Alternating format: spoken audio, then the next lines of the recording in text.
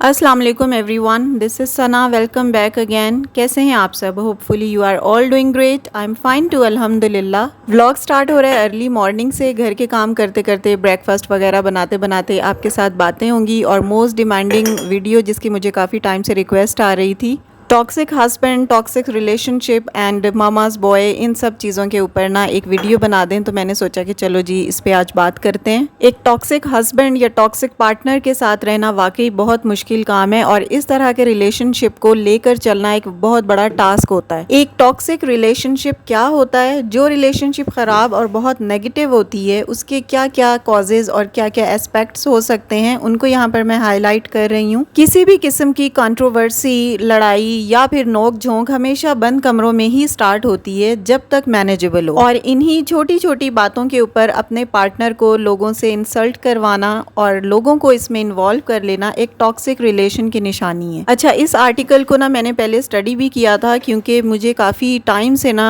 इसकी रिक्वेस्ट आ रही थी कि बाजी इसके ऊपर वीडियो एक बना दें। और मेरी कोशिश होती है कि मेरे सब्सक्राइबर्स जो मुझसे कहते हैं तो मैं उनकी डिमांड को पूरी करूँ। सो कोशिश मैंने पूरी की है कि इस टॉपिक को ज़्यादा से ज़्यादा कवर करूं। अगर कुछ चीज़ें रह जाएंगी तो वो नेक्स्ट वीडियो में इंशाल्लाह आप लोगों के साथ ज़रूर शेयर करूंगी।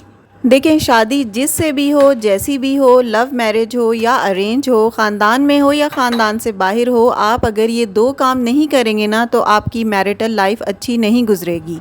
Number 1 is sacrifice. आपको सब्र करना होगा, कुर्बानी देनी होगी। You have to work on your spouse. Number 2 is investment. Invest करना होगा, सरमायाकारी करनी होगी, वक्त की, मुस्कुराहट की और तवज्जो की।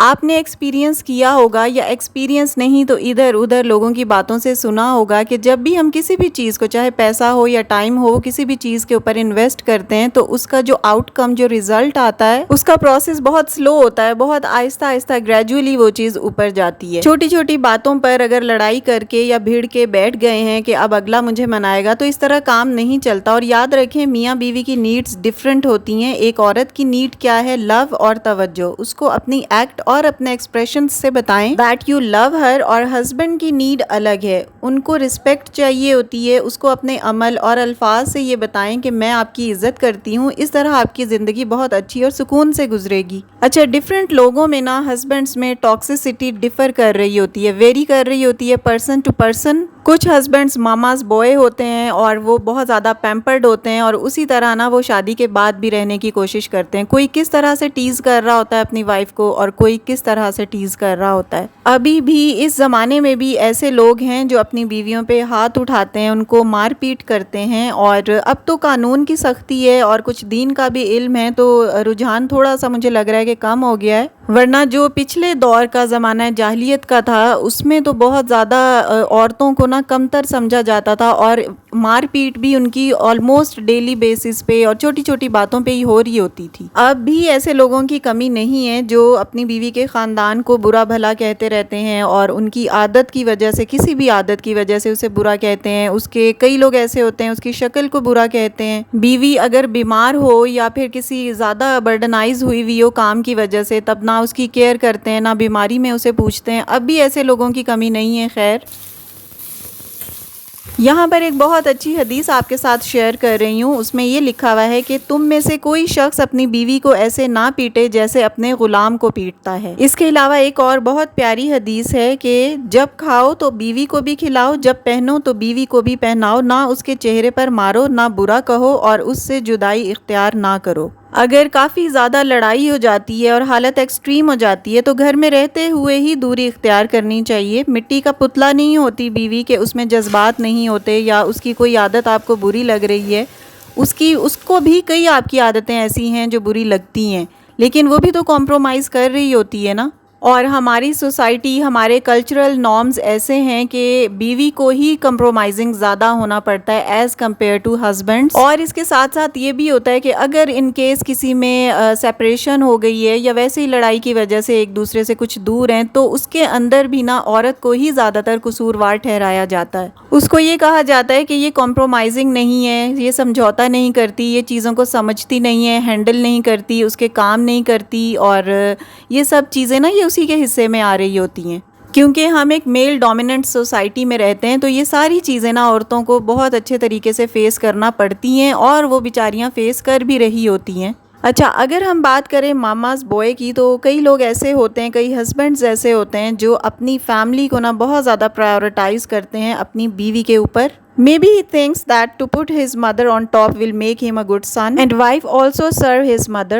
No doubt that being grateful to your mother is important. It's a blessing and it's actually essential, but going to extreme when you start prioritizing them over your partner, that is problematic. اور وہ یہ سمجھ رہے ہوتے ہیں کہ میں leader ہوں اور یا میں گائیڈر ہوں تو میں جو چاہے کر سکتا ہوں، اور بیوی کی جو بھی خواہش، وشز یا جو بھی اس کے ڈیسیجنز ہوتے ہیں نا ان کو وہ سائڈ پہ ہی رکھتے ہیں. He thinks he has authority over you, جبکہ ایسا نہیں ہونا چاہیے. ایکولی ڈگنیٹی ہر ایک کی ہونی چاہیے ایک گھر میں رہتے ہوئے. کبھی کبھار بیوی کا گھر کے کاموں میں بھی ہاتھ بٹا دینا چاہیے، اور یہ تو ویسے بھی سنت ہے. آپ نے کئی سارے واقعات سن رکھے ہوں گے کہ حضور صلی اللہ علیہ وآلہ وسلم بھی اپنی زوجہ کے ساتھ کام کرواتے تھے اور اپنے کام بھی وہ خود کرتے تھے. اگر بیوی کی طبیعت خراب ہے یا وہ اوور برڈنائزڈ ہے تو کبھی کبھار اس کے ساتھ ہیلپ کروا دینے میں کوئی حرج نہیں ہوتا. اگر ہسبینڈز کبھی کبھار گھر کے کام کروا دیتے ہیں تو بیوی بھی تو کبھی کبھار باہر کے کام کرتی ہے نا، جو ہسبینڈز کے حصے کے ہوتے ہیں. جب انہوں نے کبھی لیٹ آنا ہوتا ہے تو بیویاں بھی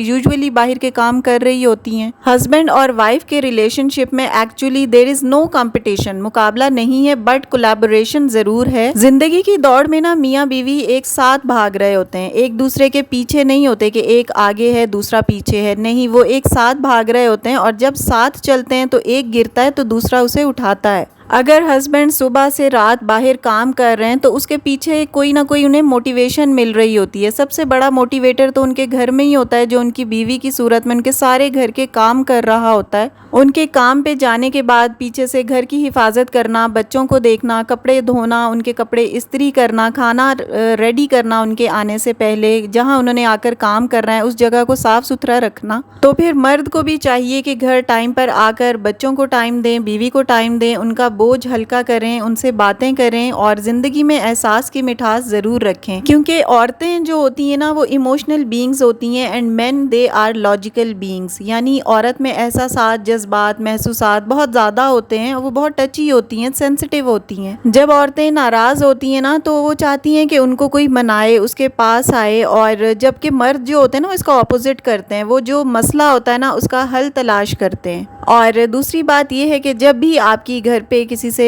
اپنے ہسبینڈ سے لڑائی ہو جائے، چاہے کوئی چھوٹا معاملہ ہو یا بڑا ہو، تو اپنی جو ٹون ہے نا اس کو ڈیفینسو نہ رکھیں، اس کو بلکہ سولوشن ٹون میں لے کر آئیں. اور حتی الامکان بہت زیادہ کوشش کریں کہ گھر کی بات باہر نہ بتائیں. آپ صحیح ہو جائیں گے مگر اگلے کے دل میں نا آپ کے شوہر کے خلاف کوئی نہ کوئی بات دل میں بیٹھ جائے گی. آپ تو اپنے شوہر سے اگلے 1 دن بعد یا 6 گھنٹے بعد یا ایون 2 گھنٹے بعد بالکل نارمل طریقے سے بات کریں گے، آپ کی صلح ہو جائے گی. لیکن جس کو آپ نے یہ باتیں بتائی ہوں گی نا اس کے دل میں آپ کے شوہر کے خلاف ایک الگ خراب امیج کریٹ ہوگا، اور اس امیج کو جاتے جاتے تھوڑا ٹائم لگے گا. اچھا، اب آتے ہیں ان چیزوں کے سولوشن کی طرف. کئی لوگ ہوتے ہیں وہ کہتے ہیں کہ ہم اپنے پارٹنر سے، اپنے ہسبینڈ سے میں ہر چیز شیئر کرتی ہوں، چھوٹی سے چھوٹی، بڑی سے بڑی بات اپنے ہسبینڈ سے شیئر کرتی ہوں، لیکن وہ مجھ سے اپنی باتیں شیئر نہیں کرتے. تو آپ لوگ نا اس چیز کو لے کر اتنا پرسنل نہ ہوں، کیونکہ میلز کا جو بایولوجیکل بیہیویئر ہے نا وہ چھوٹی چھوٹی چیزوں کو اتنا زیادہ بادر نہیں کرتے، اور چھوٹی چھوٹی باتوں پہ نا ہماری طرح سیڈ بھی نہیں ہوتے اور اتنے سینسٹیو بھی نہیں ہوتے.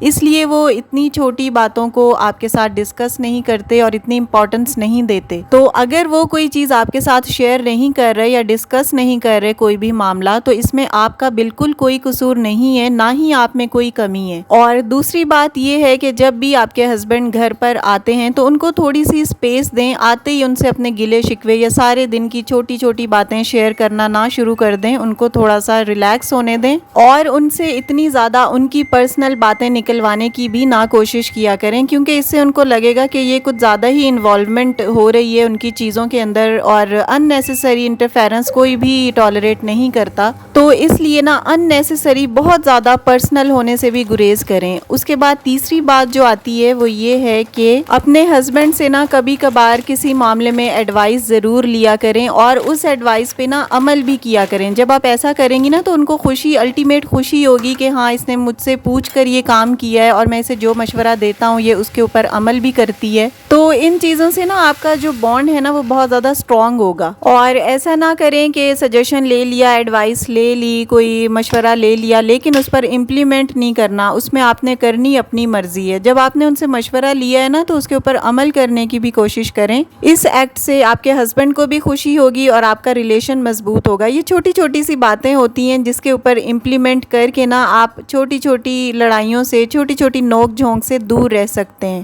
چوتھی بات آتی ہے کہ گڈ لسنر بنیں. جب آپ کے ہسبینڈ آتے ہیں بس فٹافٹ سے اپنی ساری باتیں ان کے گوش گزار نہ کریں, ان کی بھی سنیں. وہ اپنے آفس میں کیسا دن گزار کر آئے ہیں اور کیا چیزیں انہوں نے اچھی دیکھیں, کیا بری دیکھیں, وہ بھی سنیں. اور جب آپ اپنی باتیں سٹارٹ کریں نا تو اس کو ایک پرابلمٹک وے میں نہ لے کر آئیں. ان کے ساتھ اچھی بات کے ساتھ ہی سٹارٹ لیں. اور ان کی فیملی ظاہر ہے جن کو وہ پرائیورٹائز کر رہے ہوتے ہیں, ان کے ساتھ ان کا بہت اچھا ایک شروع سے ریلیشن چل رہا ہوتا ہے, تو ان کے ریلیشن شپس یا ان کے ریلیٹیوز کے بارے میں نا ان کے ساتھ لوز ٹاک نہ کریں, کیونکہ یہ چیزیں ظاہر ہے ان کو بری لگیں گی کہ یہ میرے پیرنٹس کے یا میرے سبلنگس کے یا میرے باقی کے جو ریلیٹیوز ہیں ان کے بارے میں لوز ٹاک کر رہی ہے. تو اس چیز کو بھی نا اوائڈ کرنے کی کوشش کیا کریں. ہاں اگر آپ نے کسی ٹاپک پہ بات کرنی ہے تو ان کا موڈ دیکھ لیں, ان کا طبیعت دیکھ لیں, اس کے بعد کوئی بھی ٹاپک کو لے کر بیٹھیں. If you are demanding your husband to talk to you calmly, nicely and constructively, then do the same for him. اور ایک اور بہت اچھی اور انٹرسٹنگ چیز آپ کو بتاتی ہوں, یہ بھی ایک ٹپ ٹائپ کی ہی چیز ہے اور اس کو بھی اپنی لائف میں ضرور شامل کریں. جب بھی آپ اپنے ہسبینڈ کا لنچ باکس ریڈی کرتی ہیں نا, اگر لنچ نہیں بھی لے کر جاتے تو ان کا جو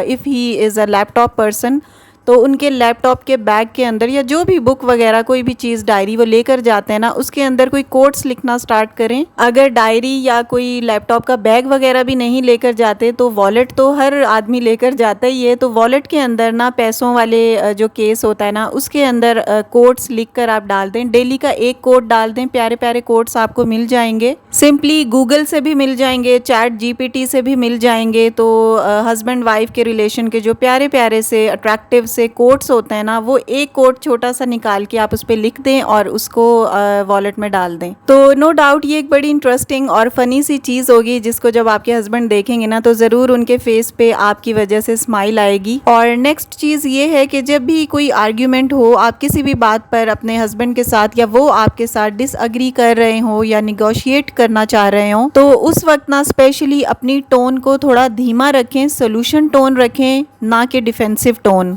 خود کو ہی نہ بچاتے رہیں بلکہ معاملوں کو حل کرنے کی کوشش کریں. کافی ساری باتیں اور چیزیں ہیں ریگارڈنگ دس ٹاپک, لیکن ویڈیو لمبی ہو جائے گی اس لیے یہیں پہ اس کو ختم کر رہی ہوں. اگر آپ لوگوں کو ویڈیو اچھی لگی ہو, کچھ آپ نے لرن کیا ہو, تو ویڈیو کو لائک ضرور کر دیجیے گا. And if you are new on my channel please do subscribe. See you very soon in the next video انشاءاللہ. Till then stay happy, stay fit and take very good care of your self.